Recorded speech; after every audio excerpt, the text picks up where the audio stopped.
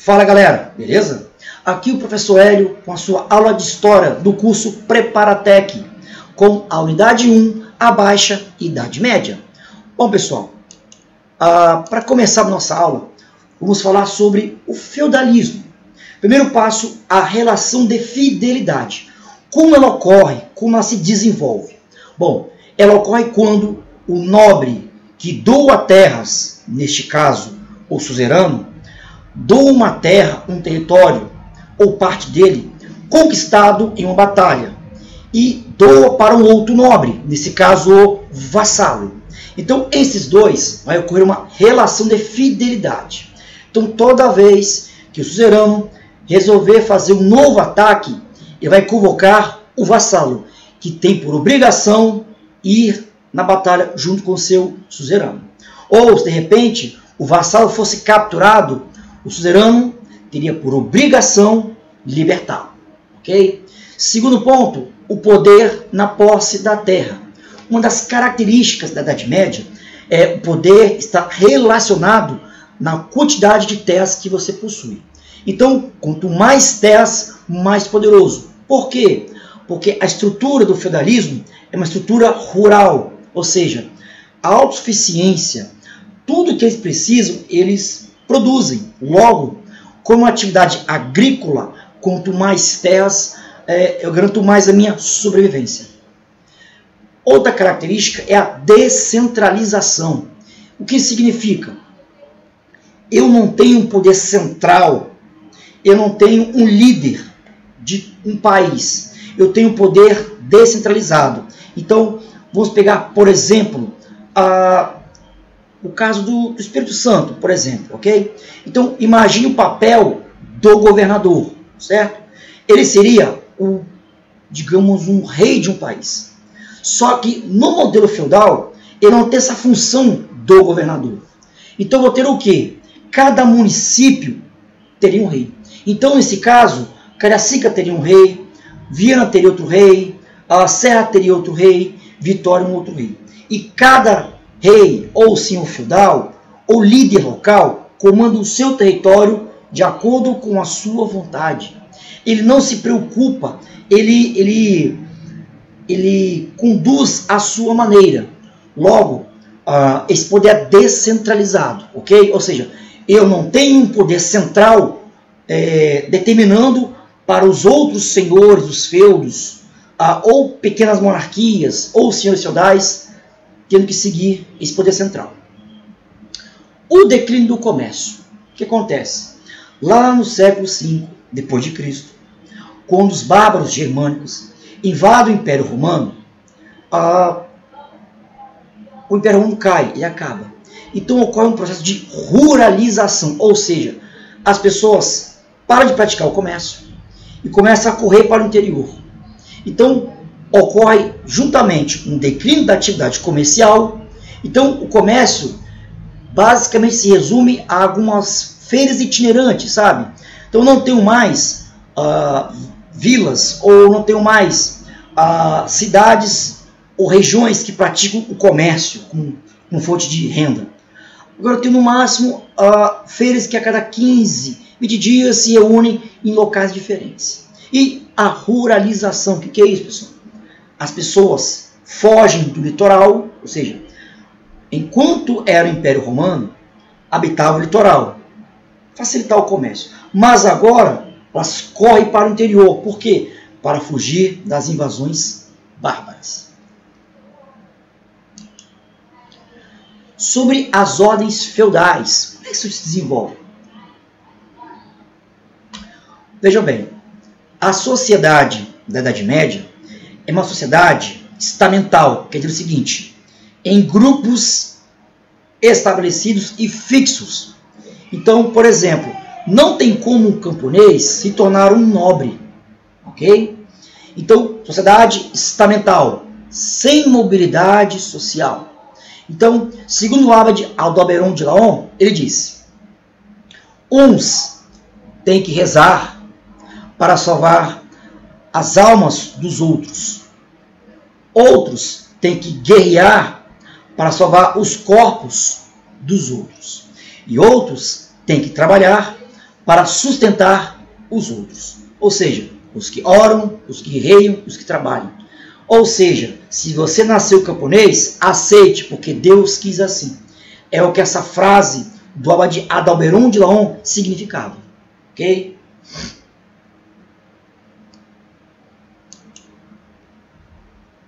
E na Baixa Idade Média eu tenho o surgimento, ou melhor dizendo, o renascimento comercial. Tudo começa quando os burgos, que são burgos? Vamos supor, nós estamos aqui, vamos viajar para um outro estado, certo? Pegar a rodovia. Aí, entre um estado e o outro, você encontra aquelas paradas em que os ônibus fazem para as pessoas ir ao banheiro, lancharem, botar gasolina, tem? Então, entre um feudo e outro, começaram a surgir pequenas vilas de pessoas que vendiam produtos para reabastecer, para abastecer os viajantes. Esses burgos são pequenas vilas que viviam do comércio. Então, quem mora no burgo e pratica comércio é o burguês. Lentamente, essas pequenas vilas vão se tornar cidades comerciais. Com o passar do tempo, essa mesma classe não fica mais retida dentro dos feudos, retida nesses burgos, nessas cidades. Então vão começar a fazer o quê? A migrar, a se direcionar para as cidades. Bom, e o papel das cruzadas? Quando o Papa convocou as cruzadas, qual era o seu objetivo? Libertar a Terra Santa. Repetindo, quando o Papa convocou os nobres, qual era o objetivo da cruzada? Libertar a Terra Santa. A Terra Santa, Jerusalém, estava nas mãos dos infiéis ou os muçulmanos. Tá? Mas qual é o conceito de cruzada? Evento de caráter militar e religioso, em que o Papa convocou a nobreza europeia para ir para a Terra Santa e libertar das mãos dos infiéis. Okay? Esse é o propósito. Mas o que nos interessa aqui, na Baixa Idade Média, é a consequência, são os desdobramentos. Primeiro item, reabertura do Mediterrâneo. O ato das pessoas saírem da Europa e irem para Jerusalém vai, digamos assim, reabrir o mar Mediterrâneo para atividades comerciais, que há muito não era praticado nesse mar. Renascimento comercial e urbano. Então, com esse movimento pendular de ida e vinda da Europa para o Oriente Médio, vai lentamente provocar o quê? Quando a nobreza e a tripulação dos navios chega a Jerusalém, vão entrar em contato com as especiarias, cravo, canela, noz moscada e outros produtos. Então, pessoal, o que vai acontecer? Eles vão começar a ver que os produtos aqui em Jerusalém, aqui no Oriente, eram muito, mas muito baratos. E lá na Europa eram muito, muito caros. Então, qual a ideia que vão ter? Bom, eu posso aproveitar a viagem, comprar aqui barato, e quando eu voltar, eu revendo a um preço bem elevado. Então, qual é a consequência? Renascimento comercial e urbano. Logo, o que facilita o comércio é eu morar nas áreas urbanas, e não mais no interior. Outro aspecto é o declínio da nobreza. Por quê? Porque, como é um movimento feito pela nobreza, as 8 cruzadas, muitos nobres vão e não voltam. Então, eu vou ter um enfraquecimento da nobreza. Muitos nobres. Então, cada município do Espírito Santo teria um nobre. Então, o nobre de Cariacica vai e não volta. Não tem comando. Então, o nobre da Serra vai e não volta. Não tem comando. Então, isso vai abrir um espaço para quem? Para que um cara com aspirações de centralização, tipo o papel do governador de estado, apareça. Então, quando enfraquece o poder local dos nobres, surgirão os monarcas nacionais. Isso é assunto para mais adiante. E a ascensão da burguesia. Ou seja, Com o renascimento comercial, nós vamos começar a promover um acúmulo primitivo de capitais. O que significa? Que o poder deixou de estar nas mãos de quem possuía terras. Vai passar lentamente para as mãos de pessoas que acumulam metais preciosos. E com o fim dos feudos e seu enfraquecimento, quando eu transitar de um município para o outro, ou de um feudo para o outro, não vou pagar tantos impostos. E, por último, fortalecimento do poder real. Então, a burguesia vai ver com bons olhos um poder centralizado. Por quê? Porque esse poder central vai promover uma unificação de pesos, medidas, de moedas, vai criar policiamento para poder proteger o burguês fazer comércio.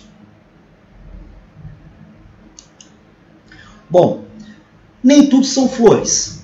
A Baixa Idade Média, aparentemente, ela começa a subir, sabe? Seguir uma trilha, parece que tudo vai dar certo. Mas, de repente, sofre contratempo, ok? Um destes contratempos é a peste negra. Para muitos, o flagelo de Deus. Ocorrido em 1348 e 1351, a peste negra ela é oriunda da Ásia. Ela veio dos ratos contaminados que vieram do Oriente para a Europa. Então essa pulga dos ratos foi disseminando essa doença para a Europa. Tá? A questão é, quando ela ocorre, como o homem medieval é um ser temente a Deus, um ser preocupado de que quando morrer, vou para onde? Para o céu ou para o inferno? Na cabeça dele, como somos pecadores, a peste negra é considerada um castigo de Deus, que Deus está os castigando por seus pecados. Okay? Então, cuidado, gente. Em provas, pode aparecer, não como peste negra, mas o flagelo de Deus. E as mortes. Dados apontam que matou em torno de 1/3 da Europa. Okay? Em torno de 25 milhões de pessoas. Que é muita gente para a época. Bom, e outro problema nessa fase de crise da Baixa Idade Média é chamada Guerra dos 100 Anos. Veja bem, essa Guerra dos 100 Anos, que na verdade durou 116, foi entre França e Inglaterra. Eu tenho dois motivos aparentes. Um vigorou por maior tempo, o outro vigorou por menor tempo. Qual foi o principal motivo? França e Inglaterra disputavam a região de Flandres, o que hoje é a Bélgica, região que criava ovelhas para produzir lã, para produzir roupas. Ponto. Aí, em alguns momentos, o rei da Inglaterra vai querer ocupar o trono da França, pois em alguns momentos estava vago. Ok?